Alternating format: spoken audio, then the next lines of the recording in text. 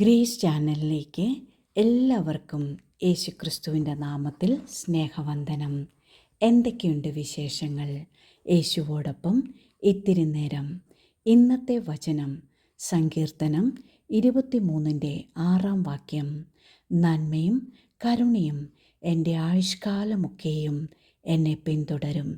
ദാവീദിൻ്റെ ഒരു പ്രഖ്യാപനമാണിത്. നമുക്കറിയാം, ദാവീദ് വളരെയധികം വെല്ലുവിളികളിലൂടെ കടന്നുപോയ ആളാണ്. എന്നിട്ടും തനിക്ക് ദൈവത്തിലുള്ള വിശ്വാസത്തിലും ഉറപ്പോടും കൂടെ താൻ പ്രഖ്യാപിക്കുകയാണ്, നന്മയും കരുണയും എന്നെ പിന്തുടരും. എത്ര പേർ പറയും, യേശു എൻ്റെ കർത്താവാകിയാൽ നന്മയും കരുണയും എൻ്റെ ആയുഷ്കാലമൊക്കെയും എന്നെ പിന്തുടരുമെന്ന്? യേശു കർത്താവെന്ന് പറയുമ്പോൾ ജീവിതത്തിൻ്റെ കർത്തൃത്വം, ഉത്തരവാദിത്തം യേശുവിൽ അർപ്പിക്കുകയാണ്.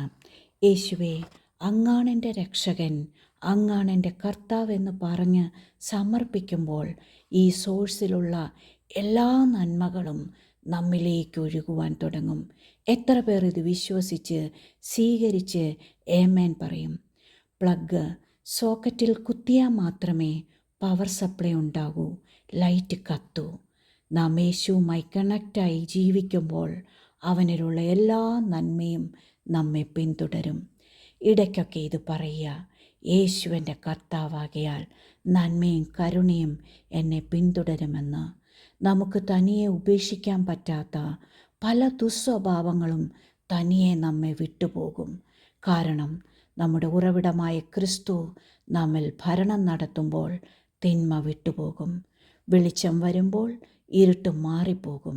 പോയേ പറ്റൂ. യേശു പറഞ്ഞു, ഞാൻ ലോകത്തിൻ്റെ വെളിച്ചമാകുന്നു.